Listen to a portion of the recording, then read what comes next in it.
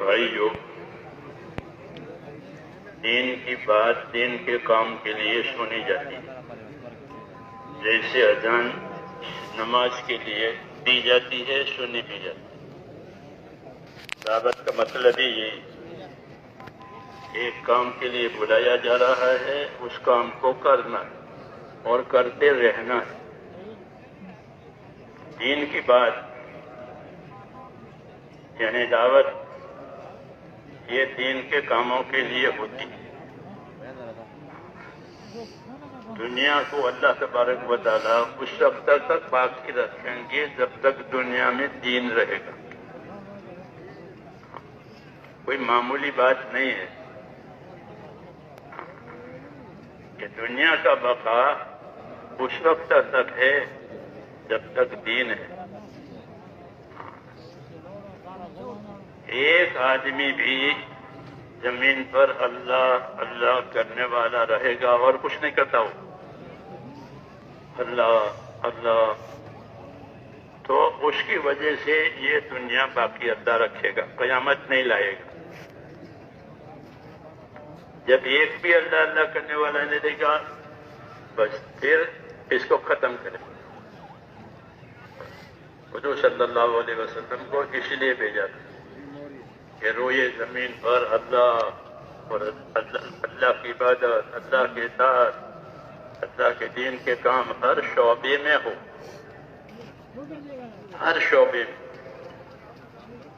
جس طرح مسجدوں میں ہوتے ہیں، ہر شعبے میں دین ہو، اس کے لیے آپ کو بھیجا گیا۔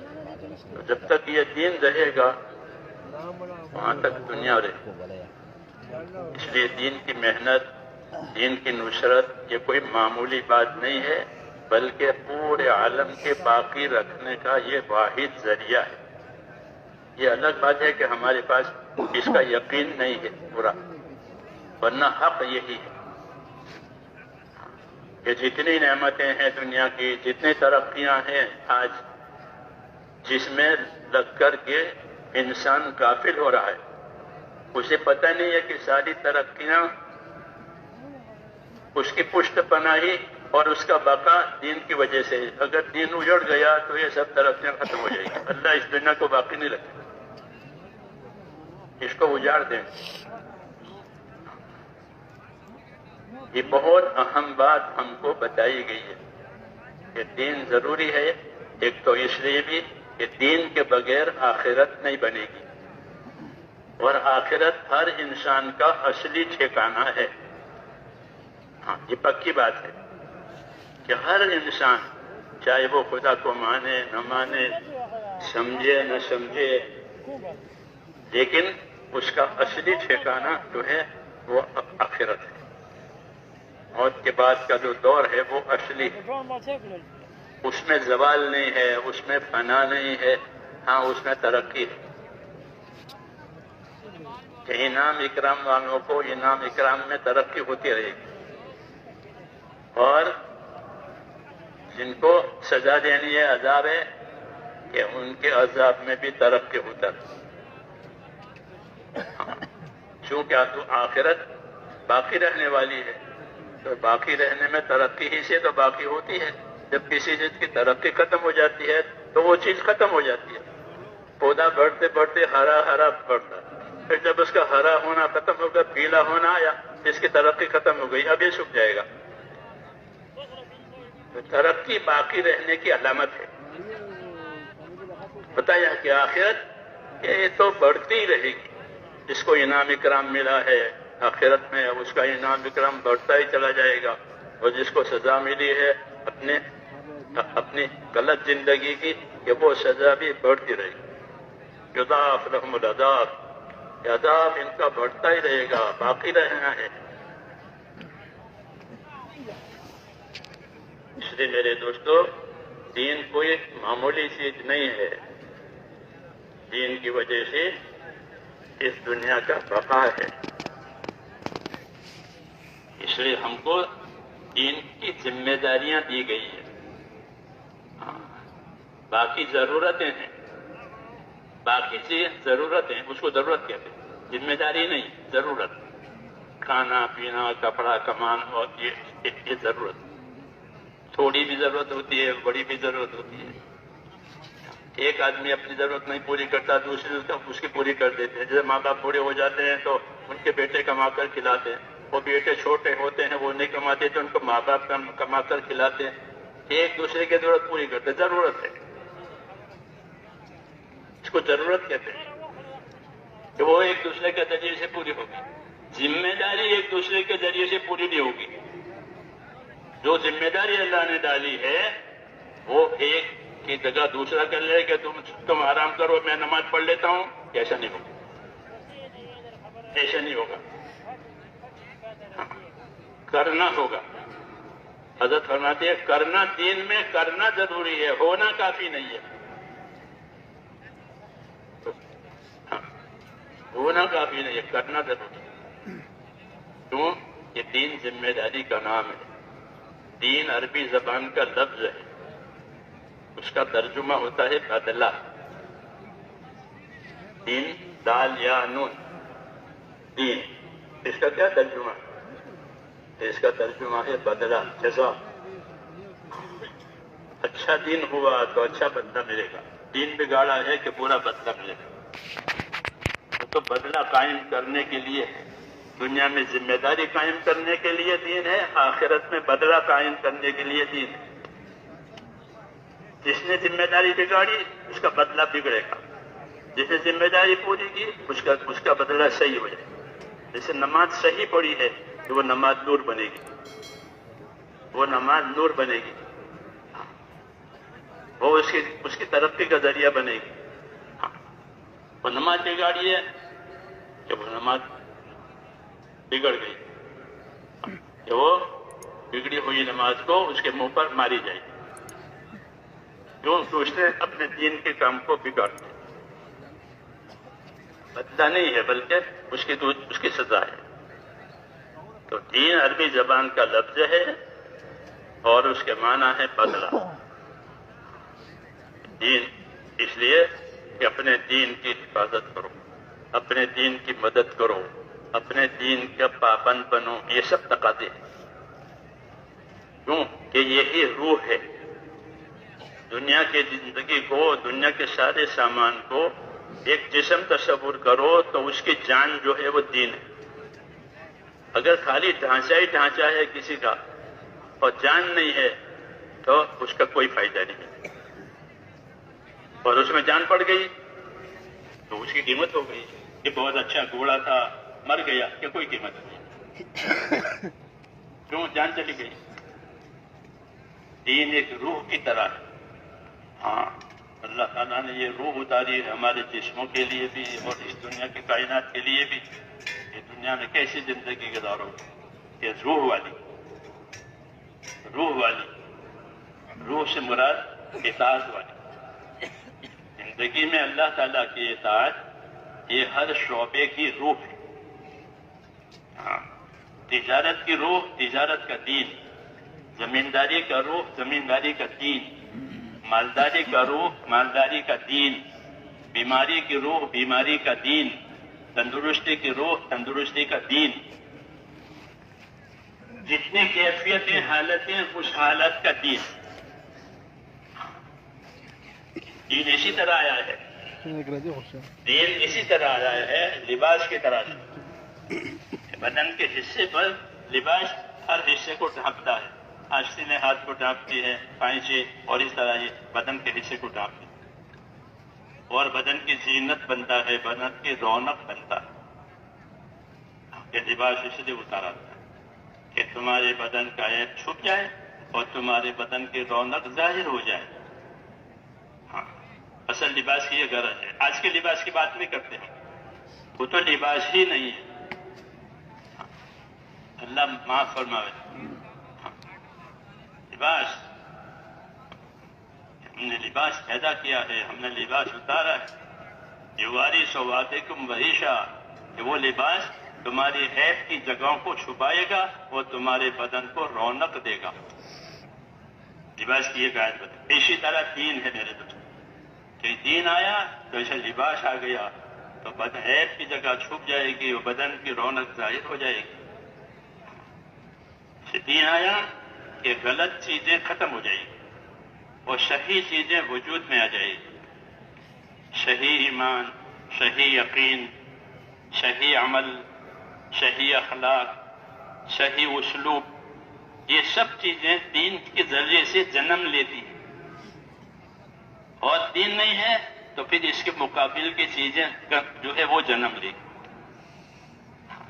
دنیا ہے تو دنیا میں دونوں چیزیں ہوتی ہیں، حق بھی ناحق بھی، اندھیرا بھی اجالا بھی، جھوٹ بھی سچ بھی.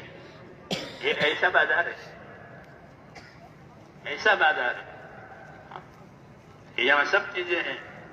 تم اپنی زندگی کے لیے وہ چیز پسند کرو کہ جو تمہیں اللہ تعالیٰ نے رہبری دی ہے. یہ ہمیں حکم ہے کہ یہاں سب چیزیں ہوں، یہاں سب چیزیں ہوں. اس لیے اللہ تعالیٰ نے رسولوں کو بھیجا کہ دنیا کی اس زندگی میں ایک روشنی ان کو ملے تاکہ وہ اس روشنی میں وہ اپنی منزل تک چلا جائے اور اپنے پیدا کرنے والے کو راضی کر لے. سب سے بڑی بات یہی، سب سے بڑی بات یہ کہ جس اللہ نے انسان کو پیدا کیا ہے وہ انسان ایسی زندگی گزارے کہ اللہ تعالیٰ اس سے راضی ہو جائے. اور اللہ کا راضی ہونا ایک ہی راستے سے ہے اور وہ راستہ ہے جو اللہ تعالیٰ نے اپنے نبیوں کے ذریعے سے دنیا والوں کو دیا ہے.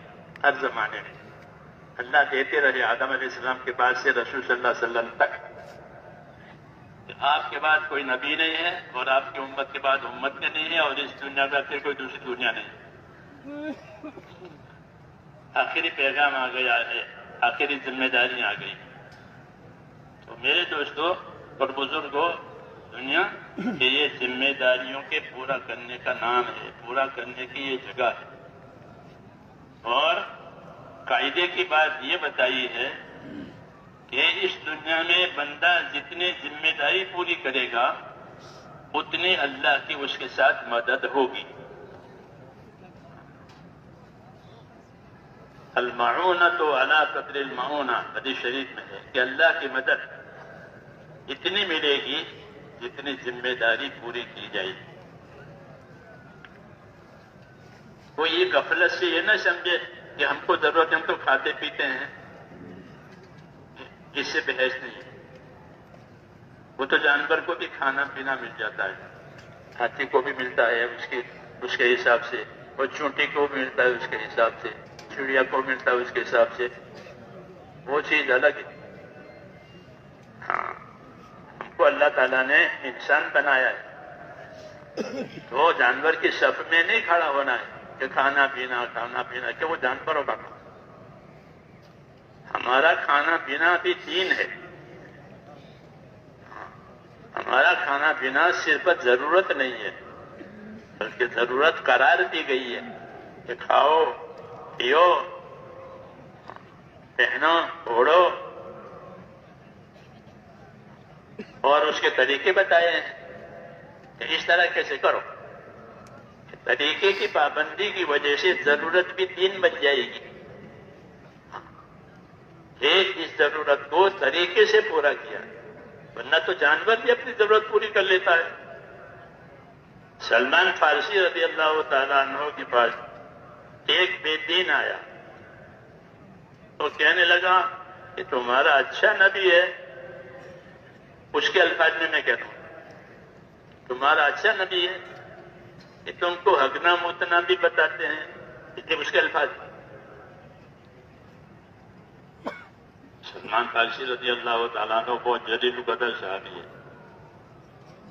ہاں ہمارا نبی ہے، ہم کو سکھایا ہے کہ ہم اپنے استنجا کے وقت میں قبلہ کی طرف منہ نہ کریں، قبلہ کی طرف پیٹ نہ کریں. استنجا کے طریقے بتائے ہیں. جانور کے پاس طریقے نہیں ہوتے، انسان کے پاس طریقے ہوتے ہیں. وہ طریقے ہم کو بتائے. تو دوسری بات کر رہا ہے، ہم کو تو طریقہ بتایا ہے ضرورت پوری کرنے کا. سنت، استنجا کی سنتیں، غسل کی سنتیں، وضو کی سنتیں، ملاقات کی سنتیں. ملاقات کرتے ہیں کہ صداقت کی سنتیں ہیں، وضو سجدے کی سنتیں ہیں، غسل کا سنت طریقہ ہے. ورنہ جو چڑیا بھی پانی میں نہاتی ہے، ہم لوگ دیہات کے لوگ ہیں نا، ہمارے دیہاتوں میں چھوٹے چھوٹے گڑھے ہوتے ہیں راستے میں کچے، تو چڑیا برسات کے زمانے میں اس میں نہاتی ہے.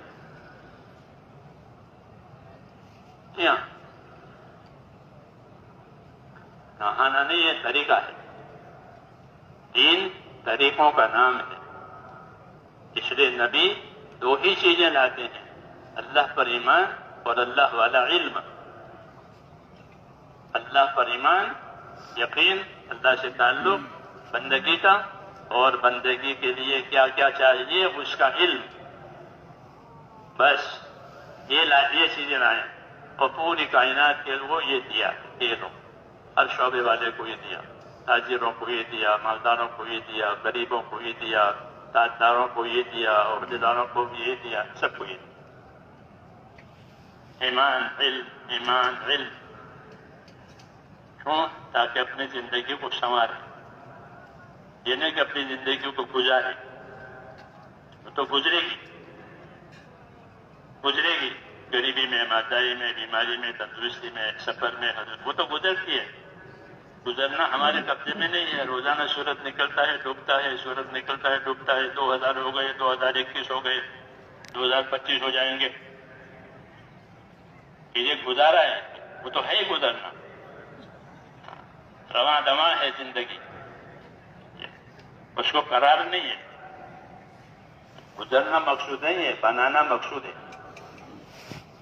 بنانا مقصود ہے کہ اپنی زندگی کو بناؤ.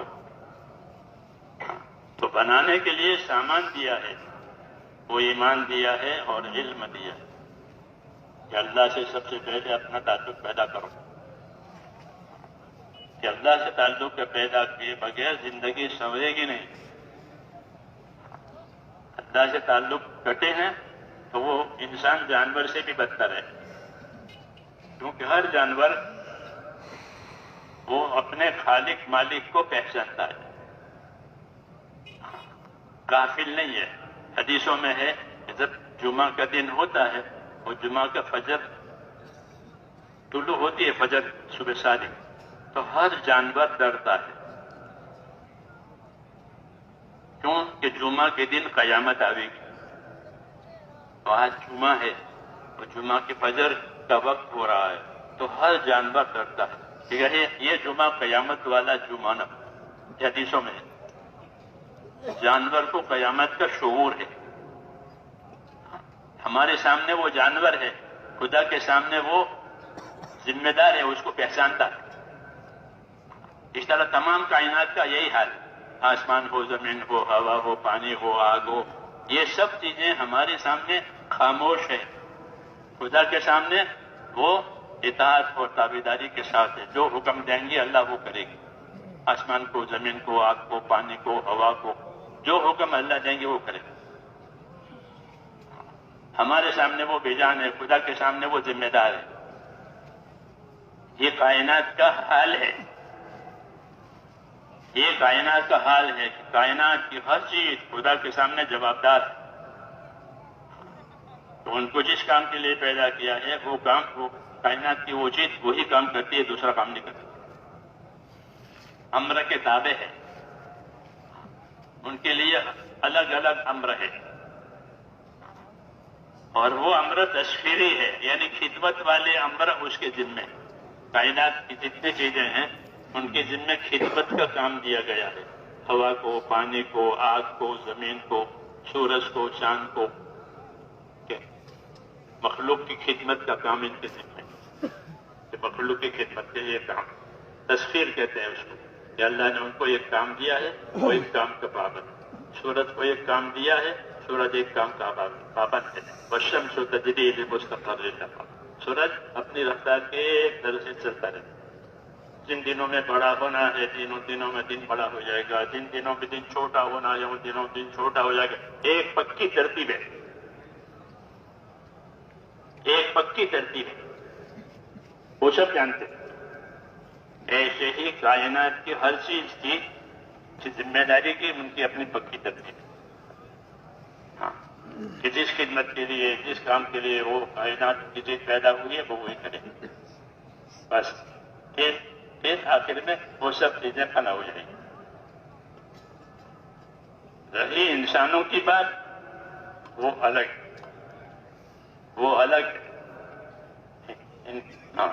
ان کو تشخیر نہیں ہے بھائی، ان کو تکلیف اردو کی تکلیف نہیں، اردو میں تکلیف معاف کرنا، تکلیف وہ الگ، وہ اردو کا کلمہ تکلیف وہ الگ، تو کسی کو ناگوار چیز ہو جائے تکلیف۔ عربی میں تکلیف کہتے ہیں ذمہ داری دینے کو،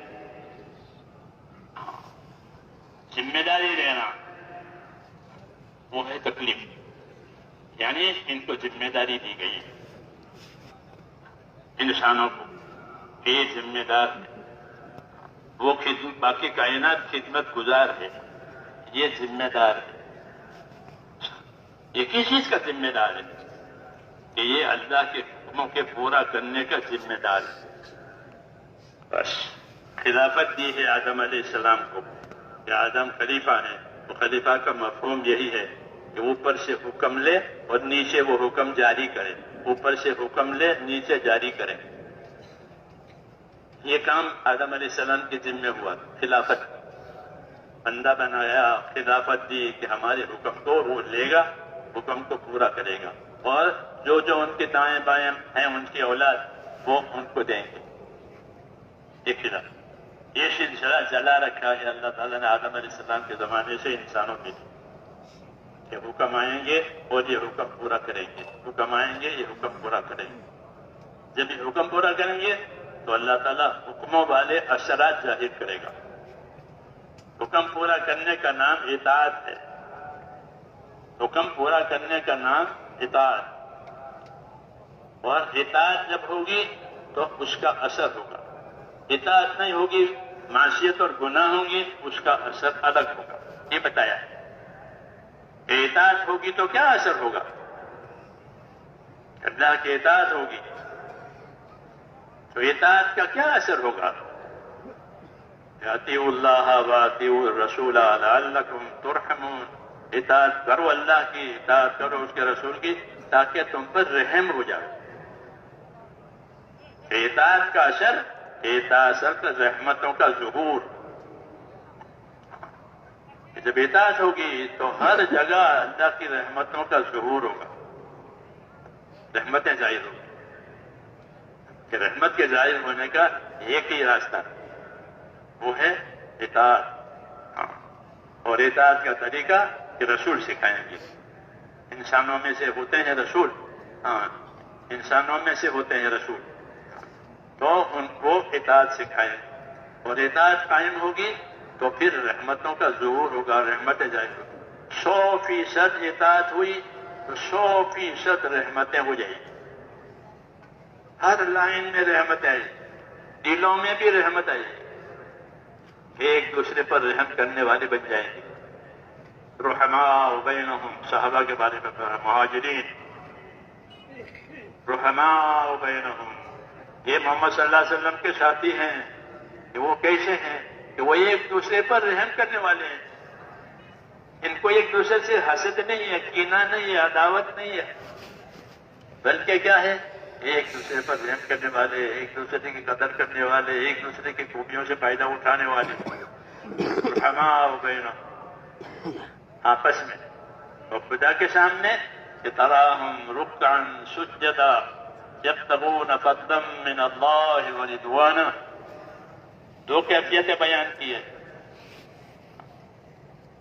کہ اللہ کے رسول کی اطاعت کی وجہ سے ان کے اندر دو بنیادی صفتیں پیدا ہو گئی۔ یہ پہلے لڑتے تھے، قبائلی جنگیں ہوتی تھی اور وہ چلتی رہتی تھی آگ کی طرح سے، کہ آگ لگی تو وہ چلتی رہتی ہے، ایسے ان کی لڑائیاں ہوتی تھی۔ اب آیا دین، اور انہوں نے دین میں اپنے آپ کو اطاعت کے ساتھ چلایا، تو اطاعت کا اثر میں نے جیسے کہا کہ اطاعت کا اثر رحمت، اور رحمت ہو گئی، وہ آگ بجھ گئی، وہ آگ جاہلیت کی اثر سے تھی وہ بجھ گئی، اور اب اطاعت کا اثر آیا کہ ایک دوسرے پر رحم کرنے والے ہو گئے. حیات الصحابہ میں لکھا ہے کہ صحابہ ایک دوسرے کے لیے دعا مانگتے تھے. کیوں کہ ہمارے بھائی ہیں، ہمارے نبی کی امت ہے، ہمارے بھائی ہیں، تو وہ ایک دوسرے کے لیے دعا مانگتے. رحماء بینہم، یہ آپس میں ایک دوسرے پر رحم کھانے والے ہو. اعداد کی وجہ سے رحمتوں کا ظہور ہوا، یہ دلیل ہے آپس میں. اور خدا کے سامنے اس اعداد کی وجہ سے کہ تراہم رکعا سجدا، آپ ان کو دیکھو گے کہ وہ رکوع کرنے والے ہیں، سجدہ کرنے والے ہیں. تراہم رکعا سجدا یعنی عبادت گزار ہیں. تو رکوع اور سجدہ نماز میں امتیازی شان رکھتے ہیں دونوں. آدمی کا نمازی ہونا پہچانا جاتا ہے رکوع سجدے سے، ورنہ کھڑے تو سب رہتے ہیں، سب آپ لوگ بیٹھے ہیں تو نماز میں بیٹھتے بھی ہیں، کھڑے بھی ہوتے ہیں، لیکن رکوع اور سجدہ دوسری حالت میں نہیں ہوتا. رکوع اور سجدہ صرف نماز کی حالت میں ہوتا ہے. میری بات صحیح ہے نا؟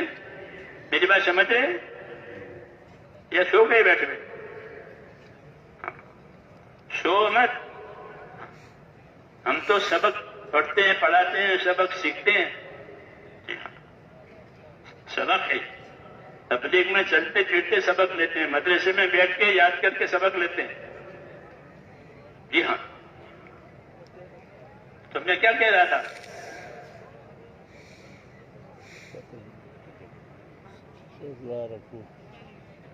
ہاں،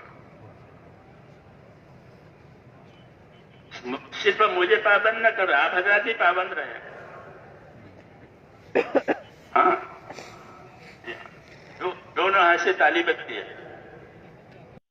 اطاعت کا اثر جس کی بات ہو رہی تھی کہ وہ نہیں ہے، ایک دوسرے کی خیر میں خوش، ایک دوسرے کی تکلیف میں رنجیدہ. کیوں؟ بھائی ہیں، ہمارا بھائی ہے. رحمت کا اثر ہو گیا، بھائی بن گئے. مل کر آپس میں بھائی ہو گئے. اور خدا کی جناب میں اس اطاعت کی وجہ سے یہ اللہ کے بندے بن گئے، عبادت ان کی زندگی میں ظاہر ہوئی. تراہم رکعا سجدا، کیا آپ دیکھو گے ان کو. یہ اس وقت کہا جاتا ہے جب کوئی چیز کثرت ہوگی تو کہا آپ دیکھ رہے ہیں ان کو، یعنی دیکھنا بہت آسان ہے کیونکہ ان میں یہ بات کثرت سے پائی جاتی ہے. تراہم رکعا سجدا، آپ دیکھو گے اب محمد صلی اللہ علیہ وسلم کے اصحاب کو کیسا دیکھو گے کہ رکوع کرنے والے، سجدہ کرنے والے، پورا جھکنے والے، آدھا جھکنے والے. رکوع میں آدھا جھکتا ہے، سجدے میں پورا پیشانی رکھ دیتا ہے اللہ کے سامنے. کیا آپ ان کو دیکھو گے؟ رکوع کرنے والے ہیں، سجدہ کرنے والے ہیں. تو میں نے کہا رکوع سجدہ کا کیوں نام دیا؟ رکوع اور سجدہ یہ نماز کی امتیازی صفت ہے. کہ کھڑا ہونا، بیٹھنا یہ تو دوسرے کاموں میں بھی ہوتا ہے، نہیں ہوتا؟ اب آپ حضرات بیٹھے ہیں، نماز تو نہیں ہے لیکن بیٹھے ہیں، پھر ابھی تشکیل میں کھڑے بھی ہو جائیں گے. ہاں، لیکن آپ تشکیل میں یا بیان سننے میں رکوع سجدہ نہیں کر سکتے. کر سکتے؟ تو یہ ان کی امتیازی صفت بتائی ہے عبادت گزاری میں کہ آپ ان کو رکوع میں پاؤ گے، آپ ان میں سجدے میں پاؤ گے. عبادت کی شان ہے رکوع سجدہ، اور نماز کے امتیازی اعمال میں سے ہے رکوع اور سجدہ. یعنی وہ اتنی کثرت سے رکوع سجدہ کرنے والے ہیں کہ گویا یہ ان کی امتیازی شان ایک پہچاننے والی علامت بن گئی. روایتوں میں ہے کہ صحابہ کرام یہ نہیں کہ صرف اللہ کے راستے میں نکلتے تھے. ہمارے ذہن میں تو ایک ہی تصور ہو گیا کہ وہ اللہ کے راستے میں جاتے تھے اور جو ہے وہ شہید ہو جاتے تھے. اتنا نہیں ہے، بلکہ وہ اللہ کی عبادت بھی بہت کرتے. اللہ کا ذکر بھی بہت کرتے تھے، توبہ استغفار بھی بہت کرتے تھے. ہاں توبہ استغفار کہ بہت. ابو ہریرہ جب تک 12,000 مرتبہ استغفار نہ کر لے سوتے نہیں تھے. ہاں ان کی سیرت دیکھیں کہ وہ اللہ کے اطاعت میں تراہم رکعا سجدا، کہ آپ ان کو پائیں گے رکوع میں سجدوں میں. ان کا رکوع سجدہ یہ نماز کی امتیازی صفت ہے، یہ دوسری جگہ کہیں نہیں ہے. روزہ رکھے تو رکوع سجدہ نہیں ہے، حج کرے تو رکوع سجدہ ہے نہیں، اسی میں ہے امتیازی صفت اللہ کے سامنے جھکنے کی اور بندگی کی شان ظاہر کرنے کی. آپ ان کو رکوع سجدوں میں پائیں گے، رکوع سجدوں میں دیکھیں گے. یعنی اس اطاعت کے نتیجے میں آپس میں بھائی بھی بنے ہوئے ہیں اور خدا کی عبادت میں بھی کثرت سے لگنے والے ہیں. یہ اطاعت کا اثر ہوا ہے کہ ان کو اطاعت کی دعوت دی گئی کہ اللہ کی بات مانو، تو وہ اطاعت کو اپنی زندگی کی گویا ایک غذا بنائی. غذا کے بغیر چارہ نہیں، تو اپنی زندگی کی ایک غذا بن گئی ہے اللہ کے اطاعت.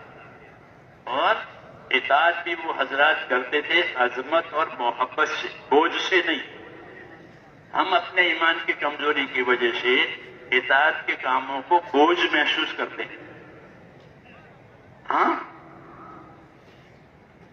بوجھ، کہ نماز بھی بوجھ ہو رہی ہے، زکوٰۃ بھی بوجھ ہو رہی ہے، حج بھی بوجھ ہو رہا ہے، تبلیغ بھی بوجھ، لیکن برداشت کرتے ہیں کیونکہ ایمان ہے اندر. لیکن ان کی یہ بات بدل گئی، ان کے لیے بوجھ نہیں بلکہ کیا ہے کہ شوق ہے، خوشی ہے کہ مجھے اللہ تعالیٰ نے اس کا موقع دیا. تو اطاعت بھی کرتے تھے اور تعظیم کے ساتھ اور خوشی کہ مجھے یہ حکم ملا ہے، مجھے یہ حکم ملا ہے، اس لیے میں بات کروں گا. ان کی اطاعت وہ اصلی چیز ہے. اطاعت کہ زندگی میں اللہ تعالیٰ کے حکموں کی تابعداری آ جائے، وہ زندگی کا اصلی جوہر ہے اور نبوت کا اصلی مقصد ہے. ہماری زندگی کا اصلی جوہر، اصلی خوبی وہ یہ ہے کہ ہماری زندگی میں اطاعت آ گئی. اور نبی کا اصلی کام یہی ہے کہ وہ لوگوں کو اطاعت پر قائم کرے. وَمَا أَرْسَلْنَا مِن رَّسُولٍ إِلَّا لِيُطَاعَ بِإِذْنِ اللَّهِ. ہم نے جب کبھی دنیا میں کوئی نبی بھیجا ہے صرف اس لیے بھیجا ہے کہ وہ اللہ کے کہنے سے، اللہ کے فرمانے سے اللہ کے بندوں میں اطاعت قائم کرا. یعنی ایسی محنت کرے، ایسی دعوت دے، ایسی تعلیم دے کہ جس سے بندوں کی زندگی میں اطاعت آ جائے، کہ وہ اپنی جان مال سے حکموں کی تابعداری کرے، اپنی خواہشات پر زندگی نہ گزارے. اطاعت شرف، جیسے کسی کو بادشاہ کی خدمت کا موقع مل جائے، بادشاہ کی خدمت کا موقع مل جائے، بڑے آدمی کی خدمت کا موقع مل جائے تو وہ اپنے لیے شرف سمجھتا ہے. یہ میرے لیے سعادت ہے، میرے لیے شرف.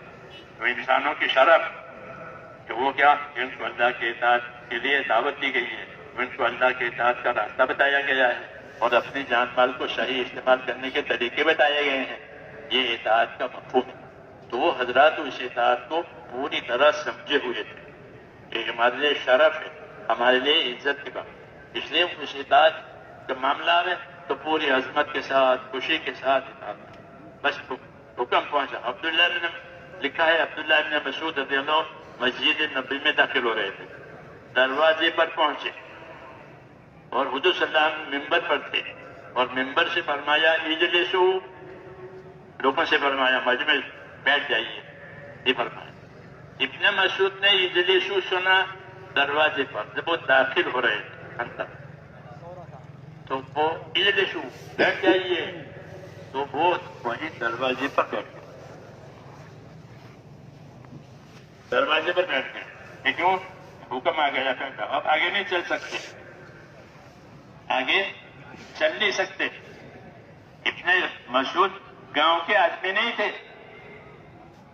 ہاں اتنے مسعود صحابہ رضی اللہ تعالیٰ عنہم میں بڑے علم کے مالک تھے. ہاں بہت معتمد تھے، تو اسے ناواقف نہیں تھے کہ وہیں بیٹھ گئے، بلکہ ان کا بیٹھ جانا جو ہے حکم کی تعظیم میں ہے کہ مجھ کو حکم ملا ہے بیٹھ جاؤ، تو اب میں چل نہیں سکتا. یہ کیا ہے کہ حکم کی تعظیم ہے. تو دروازے پر بیٹھ، دروازہ بیٹھنے کی جگہ نہیں، وہ تو آنے جانے کی جگہ ہے. حضور صلی اللہ علیہ وسلم نے کہا کہ وہ میرا حکم سن کر کے وہاں بیٹھ گیا، آگے بڑھنے کی ہمت نہیں ہوئی. تو فرمایا عبداللہ آگے آ جاؤ، آگے آ جاؤ. اپنے آگے بلا لیا، ورنہ وہ وہیں بیٹھ گئے. کیوں؟ کہ اللہ کے نبی کے حکم کی تعظیم ہے. یہ نہیں کہ بیٹھ جاؤ اور وہ حکم دایاں بایاں ہو گیا اور جو کرنا تھا وہ کر رہے ہیں. یہ بات نہیں، یہ اطاعت کی مثال ہے. اللہ کا حکم دائیں بائیں ہو گیا اور جو کرتے تھے وہ کرتے رہے، یہ غافل ہے. یہ غافل ہیں، یہ اطاعت میں نہیں ہے. ان کو اطاعت میں آنا ہے، پھر وہ دائیں بائیں نہیں ہو جائیں گے، بلکہ اطاعت. اس سے آگے کی بات یہ ہے، ایک دفعہ حضور صلی اللہ علیہ وسلم نے اسی طرح ممبر پر سے فرمایا بیٹھ جائیے. قریب میں محلہ تھا مسجد نبوی کے قریب، بنو غنم کا محلہ.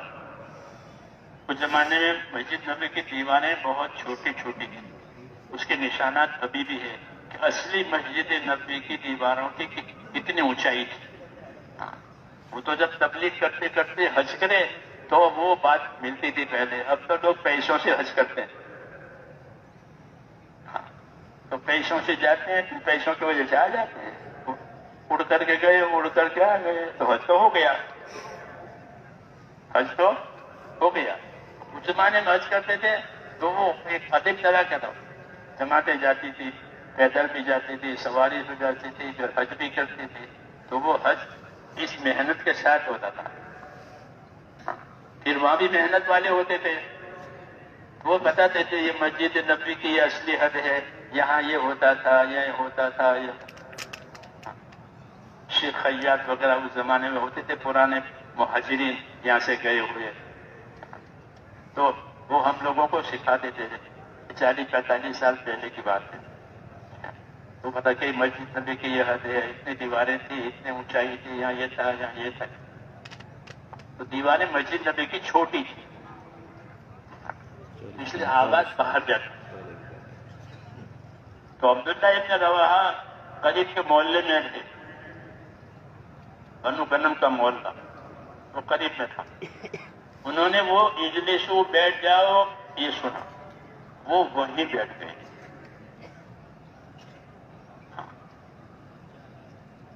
کیا بات ہوئی کہ مسجد میں سے جناب کی آواز آئی ہے بیٹھ جاؤ. تو ہاں تو مسجد والوں سے فرمایا تھا، لیکن آواز وہاں بھی گئی بیٹھ جاؤ. تو یہ آواز آئی گئی نہیں ہوگی، نبی کی اطاعت کی جائے گی. تو وہ محلے میں بیٹھ گئے. کس میں؟ کہ اللہ کے نبی کے حکم کی تعظیم میں اطاعت. لوگوں نے عرض کیا یا رسول اللہ، عبداللہ ابن رواحہ وہاں محلے میں بیٹھ گئے. کیوں؟ کہ آپ نے فرمایا اجلسو، تو وہ وہیں بیٹھ گئے. حضور صلی اللہ علیہ وسلم نے ان کو دعا دی کہ اللہ ان کی اطاعت میں اور تابعداری میں اور اضافہ کرے. یہ حکم کو سر پر لینے والے. تو زندگی کی اصلی کائنات میرے دوستو یہ ہے کہ ہماری زندگی میں اللہ کے حکموں کی اطاعت اور تابعداری آوے نبی کے طریقے سے. یہی کلمے کا مفہوم ہے، یہی کلمے کا تقاضا ہے. وہ اسی کی ضرورت ہے. زندگی کلمے والی بنے، لا الہ الا اللہ محمد رسول اللہ. جب یہ زندگی آئے گی تو یہ زندگی حکموں کی پابند ہوگی اور باقی تمام مشکلات میں سے آزاد ہو جائے گی. ہاں، حکموں کی پابندی ہوگی، باقی مشکلات میں سے آزاد ہو جائے گی. آج تو مشکلات میں ہم پابند ہیں اور کلمے کے پابند نہیں. کلمے والی زندگی کے پابند نہیں ہے تو مشکلات کے پابند ہیں. کلمے والی زندگی کا اثر الگ ہے، اور یہ زندگی نہیں ہے تو اس کا اثر الگ ہے۔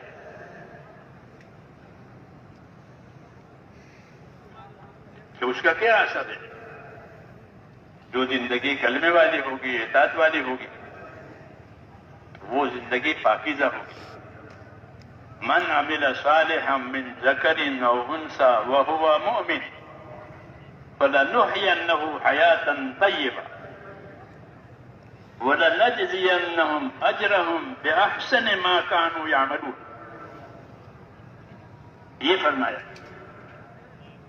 من عمل صالحا، کہ دو آدمی نیک عمل کرے ایمان کے ساتھ، اخلاص کے ساتھ۔ من عمل صالحا من ذکر او انثى، چاہے مرد ہو چاہے عورت، کوئی بھی، وہ ایمان اور یقین کے اخلاص کے ساتھ نیک عمل کرے تو یہ ایمانی زندگی کے کیا اثرات ہوں گے؟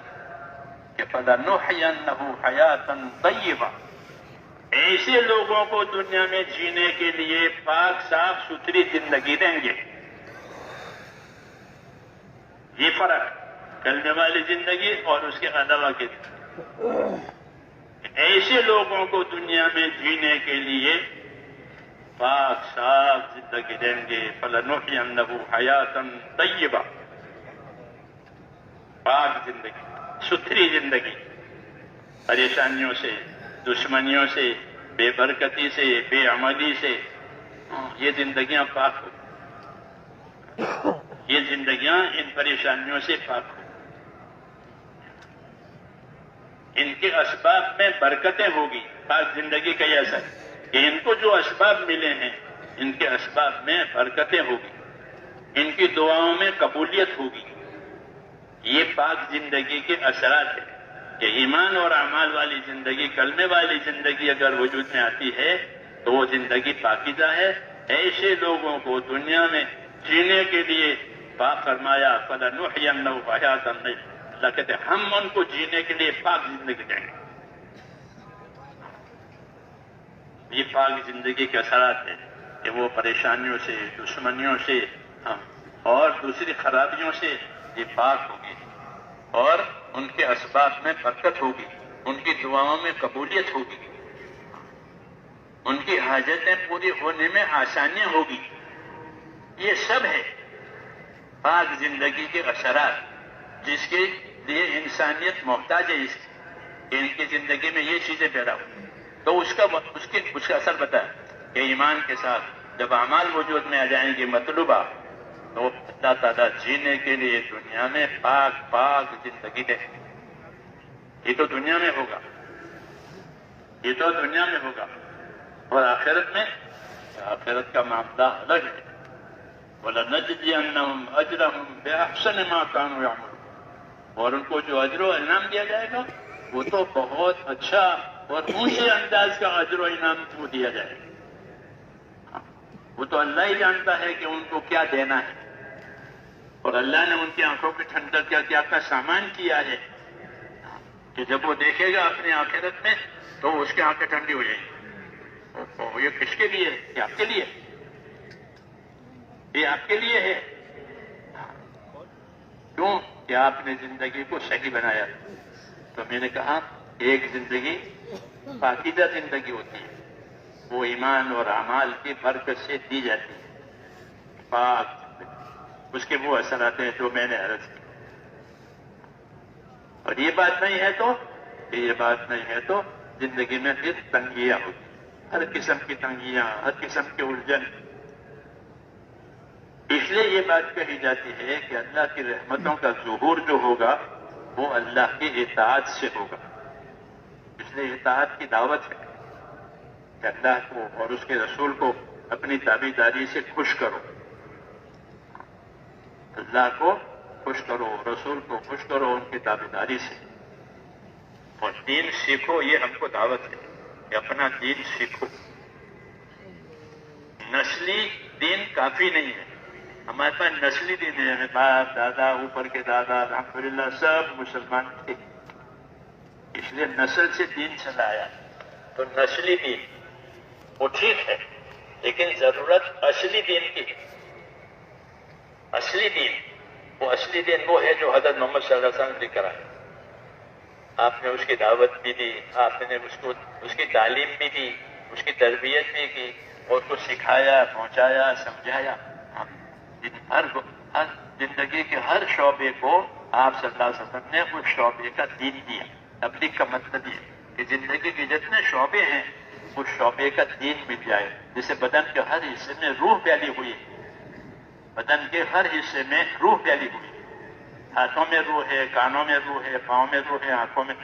تو روح کی وجہ سے بدن کا ہر حصہ اپنا کام کرتا ہے نہیں یہ بات؟ اور کسی حصے میں سے روح نکل گئی، مثلا ہاتھ شل ہو گیا، سوکھ گیا ہے، اب اس میں سے خون کا دوران بند ہے، تو یہ ہاتھ کام کرے گا کہ نہیں کر سکتا؟ یہ ہاتھ پورے بدن کے لیے بوجھ ہے کہ اس کو کاٹ کے پھینک بھی نہیں سکتے اور اسے کام بھی نہیں لے سکتے، کیونکہ اس میں سے جان نکل گئی. تو کاٹ کے بھی نہیں پھینک سکتے اور کام بھی نہیں لے سکتے، تو یہ پورے بدن کے لیے بوجھ. ایسے ہی میرے دوستوں زندگی کے جس شعبے میں سے دین نکل جائے گا وہ زندگی کا وہ شعبہ دوسرے شعبے والوں کے لیے بوجھ بنے گا. اس لیے تبلیغ آئی ہے اللہ کی طرف سے کہ زندگی کے ہر شعبے میں دین اس طرح پہنچاؤ جس طرح بدن کے ہر حصے میں اللہ نے روح پھیلائی. ٹھیک ہے؟ تو کذالک انزلنا الیک روحا من امرنا، ہم نے آپ کی طرف ایک روح اتاری ہے. دین کی اور قرآن کی ایسی مثال ہے. اس لیے زندگی کے ہر شعبے کے لیے یہ روح ہے. اگر تاجروں کا شعبہ اس میں سے دین نکل گیا تو وہ اپنی تجارتوں میں بے ایمانی کریں گے، نقصان پہنچائیں گے اور نفع کمائیں گے. شعیب علیہ السلام کو تاجروں کی اس شعبے کی اصلاح کے لیے بھیجا تھا، انہوں نے حد کر دی ہے اپنی تجارتوں میں، حد کر دی ہے. تو ان کی اصلاح کے اس شعبے کے اصلاح کے لیے شعیب علیہ السلام آئے اور انہوں نے ان کو اپنے ایمان یقین کے صحیح کرنے کی بھی دعوت دی اور ساتھ ساتھ اپنے شعبے کو یا اپنی تجارتوں کو صحیح کرنے کی بھی دعوت دی. تمہاری تجارت غلط ہونے سے لوگوں کو نقصان ہو رہا ہے، ان کے مالوں میں، ان کی چیزوں میں. ہاں کہ جھکتا لیتے ہو اور جب دینا ہے تو اونچا دیتے ہو، ناپ تول میں کمی کرتے ہو، اور دوسری خرابیاں ان کی تجارتوں میں. یہ تجارت کا شعبہ خراب ہو گیا تو اس کی اصلاح کے لیے نبی آیا. اس طرح مختلف شعبے اس زمانے میں خراب ہوتے تھے تو مختلف شعبوں کی اصلاح کے لیے نبی آتا تھا کہ تمہیں اس شعبے کو اس طرح چلنا ہے، اس شعبے کو اس طرح چلنا. حضور صلی اللہ علیہ وسلم کو تمام شعبوں کی رہبری کے لیے پورا دین دیا. آپ کو دین کامل دیا. آپ تاجروں کے لیے بھی دعوت دیتے ہیں، تاجروں کو بھی دعوت دیتے ہیں، حاکموں کو بھی دعوت دیتے ہیں، مزدوروں کو بھی دعوت دیتے ہیں، مالداروں کو بھی دعوت دیتے ہیں. ہر شعبے والے اور ہر شعبے والے کو اس کا دین دیتے ہیں اور کہتے ہیں اپنے دین پر رہو، اور دین نہیں معلوم ہے تو ہم سے پوچھو، ہم سے پوچھو کہ اس کا کیا طریقہ.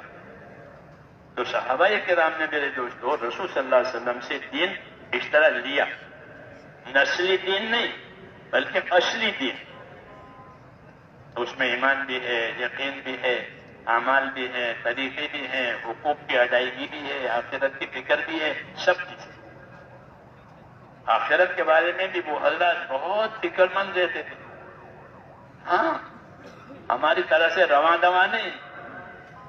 آخرت کے بارے میں تو آخرت میں بڑا فکر ہوتا تھا. انما ہممنا الآخرہ ولیست ہممنا الدنیا، کہ ہمارے عزائم اور ارادے، کہ ہمارے عزائم ارادے تو فرماتے تھے آخرت بنانے کے ہی ہیں، ہم دنیا بنانے کے عزائم نہیں کرتے. دنیا ہماری حاجت ہے، حاجت پوری کر لیں گے. دنیا ہماری ضرورت ہے، ضرورت پوری کر لیں گے. ہر ایک کی ضرورت الگ الگ ہوتی ہے. دین ہر ایک کا الگ الگ نہیں ہوتا. وہ سب کا ایک ہوتا ہے. تو اس لیے کہ اس کی تو فکر بھی جڑ کر کریں. ذاتی زندگی میں بھی دین آوے, اجتماعی زندگی میں دین آوے, شعبوں میں بھی دین آوے, شعبوں میں بھی دین آوے. بازار میں بازار کا دین, مسجد میں مسجد کا دین. حضرت علی فرماتے تھے کہ سوق المؤمنین کا مسلح ہوں, کہ مسلمانوں کے مارکیٹ کیسے ہوں گے, کہ مسلمانوں کے مارکیٹ ایسے ہوں گے جیسے ان کی مسجدیں ہوتی ہیں. مسجد میں کوئی بے ایمانی کا کام کرتا ہے؟ مسجد میں کوئی غلط بات کرتا ہے؟ نہیں کرتا. وہ جگہ الگ ہے. تو مسلمانوں کے مارکیٹ اور بازار کیسے ہوں گے؟ کہ جیسے ان کی مسجدیں ہیں ویسے ان کی مارکیٹ ہے. کہ انہوں نے مسجدوں میں سے تربیت پائی کہ بازار میں کیسے رہو گے, بازار میں کیسا کام کرو گے. ایک تو بازار میں شعیب علیہ السلام کی تھی قوم کام کرتی تھی, وہ نہیں کہ ہمارے پاس بازار میں بازار کا دین ہے, مسجد میں مسجد کا دین ہے, مسجد میں سے دین بتایا جائے گا, سکھایا جائے گا کہ بازار میں اس طرح رہو. تو حضرت علی فرماتے تھے کہ مسلمانوں کی مارکیٹ اور مسلمانوں کی مسجد ایک ہی, یعنی وہاں بھی اللہ کے حکم پورا ہوتے ہیں اور مسجد میں بھی اللہ کے حکم پورا ہوتے ہیں. وہاں بھی کوئی غلط چیز نہیں ہوتی, بازار میں بھی, یہاں بھی غلط چیز نہیں ہوتی. سوق المؤمن کا مسلح ہوں, مسلمانوں کی مارکیٹ اور مسلمانوں کے بازار کہ وہ ایسے ہوتے ہیں جیسے ان کی مسجدیں ہوتی ہیں. ہاں, تو ان کو ایک چیز بتائی جاتی ہے اطاعت کے راستے سے اپنے اپنے شعبے کی. ہاں, اس لیے میرے دوستو, دین تو روح کی طرح سے ہے. اگر روح نکل گئی تو پھر ڈھانچے کی کوئی قیمت نہیں ہے. جتنا بڑا ڈھانچہ اتنا بڑا بوجھ. کیوں کہ جان نکل گئی, کہ ہاتھی کی جان نکل گئی ہے, بہت بڑا بوجھ ہو گیا. ہاں, بہت بڑا بوجھ ہو گیا. زندگی کے بڑے بڑے شعبے اگر اس میں سے دین نکل گیا کہ وہ زندگی کا بوجھ نہیں, یعنی وبال. اس میں دین نہیں ہے, مال ہے اور دین نہیں ہے کہ مال وبال ہے. عہدے ہیں, اقتدار ہیں, کاروبار ہیں اور اس میں دین نہیں ہے کہ یہ وبال ہے. جسے جان نکل گئی تو اب کیا کریں گے کہ بیٹا تھا, اکیلا تھا, لیکن مر گیا, تو کیا کریں گے کہ ختم. اب اس سے کوئی چیز متعلق نہیں ہے, کوئی چیز متعلق نہیں ہے, جان نکل گئی ہے. اس لیے میرا دین روح کی طرح سے, اس لیے دین کی دعوت ہے, دین کی تعلیم ہے, دین کی محنت ہے, دین کا سیکھنے سکھانا ہے. اسی سے تو سارے شعبوں میں جان پڑے گی, پھر سارے شعبوں کا دین آئے گا.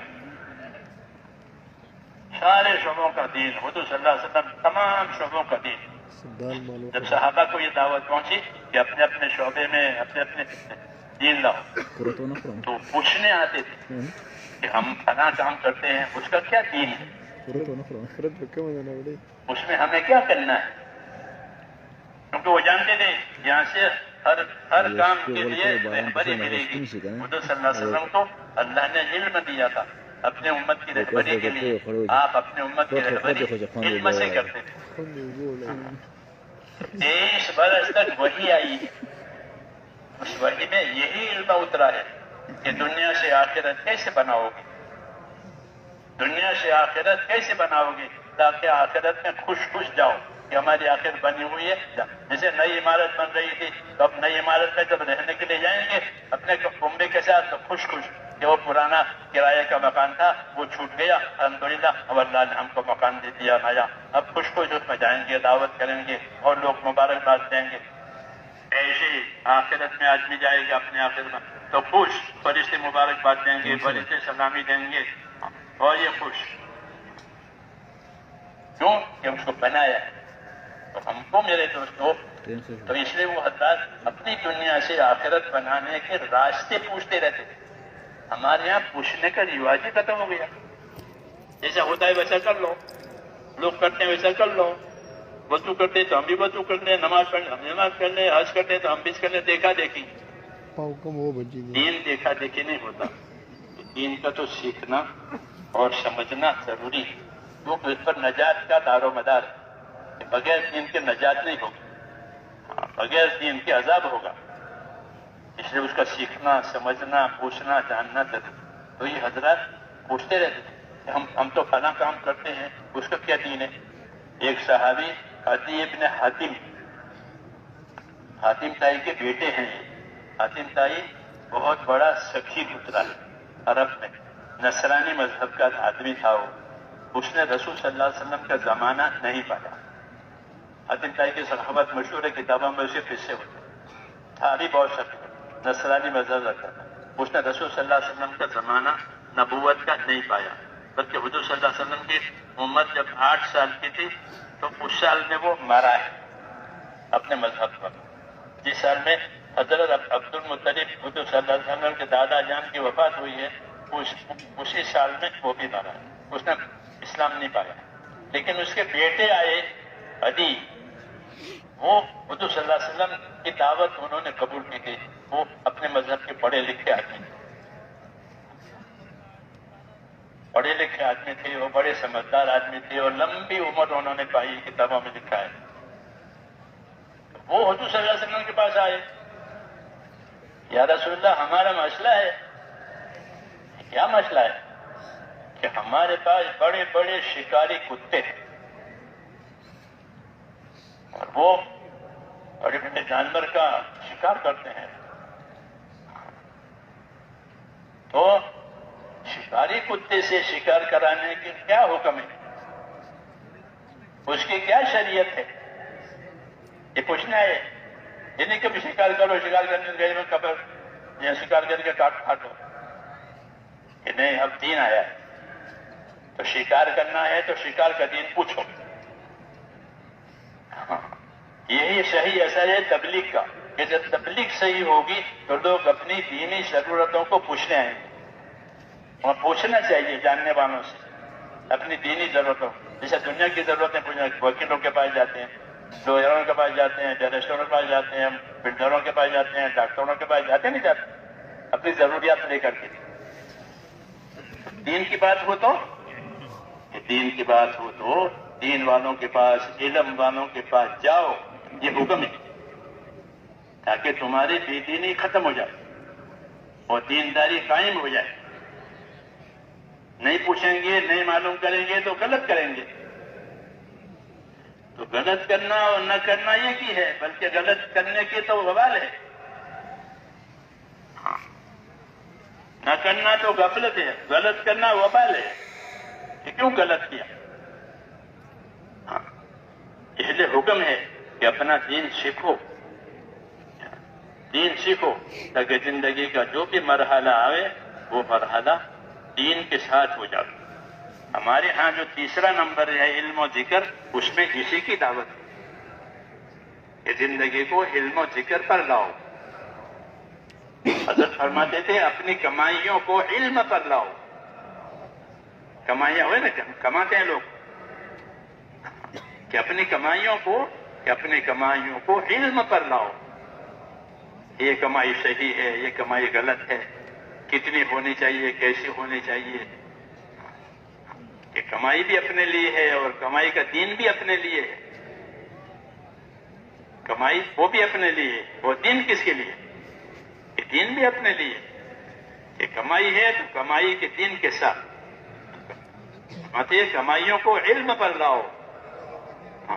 کمائیوں کو ہوس اور خواہش پر نہیں کہ زیادہ آ رہا ہے نفع تو کماؤ، پھر دین رہے نہ رہے، حق رہے نہ رہے. ایسا نہیں، یہ باطل ہے. کہ صرف کمانا ہے، یہ باطل ہے. صرف کمانا کہ یہ باطل ہے. حق کے ساتھ کماؤ. اللہ نے تجارت کو حلال کیا. تجارت ہمارے حلال بہترین ذریعہ ہے روزی کمانے کا. اللہ نے اس کی اجازت دی ہے اور اس کے احکام دیے. تو حضرت فرماتے تھے کہ اپنی کمائیوں کو کس پر لاؤ؟ کہ اپنی کمائیوں کو علم پر لاؤ.